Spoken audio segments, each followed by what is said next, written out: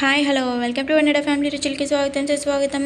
ఎవరైనా నా ఛానల్ని సబ్స్క్రైబ్ చేసుకోకపోతే వెంటనే సబ్స్క్రైబ్ చేసుకుని నా ఛానల్ని సపోర్ట్ చేయండి. అలాగే లైక్ చేయండి, షేర్ చేయండి, కామెంట్ చేయండి. ఇప్పుడైతే ఈరోజు ఒక హెల్దీ అయిన వామ్ రైస్ని ఎలా చేసుకోవాలో చూసేద్దాము.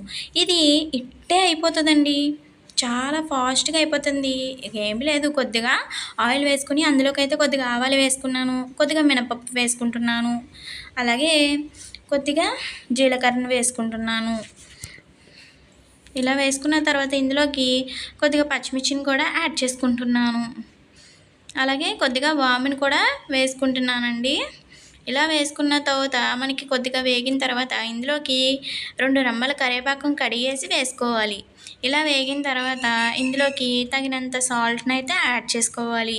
ఈ ప్లేస్లో మీకు కావాలి అంటే పసుపు కూడా వేసుకోవచ్చు. నేను ఇక్కడ వేయట్లేదు, కావాలంటే మీరు వేసుకోవచ్చు. ఇప్పుడైతే బాగా కలిపేసుకున్న తర్వాత మనం ముందుగా ఉడికించుకొని పెట్టుకున్న అన్నాన్ని అయితే పొడి పొడిగా వేసేసుకోవాలి. ఇలా వేసుకొని బాగా కలిపేయడమేనండి. చూసారా మరి ఎంతో టేస్టీకరమైన వామ్ రైస్ని అయితే మీకు చూపించేశాను. 5 నిమిషాల్లో అయిపోతుందండి.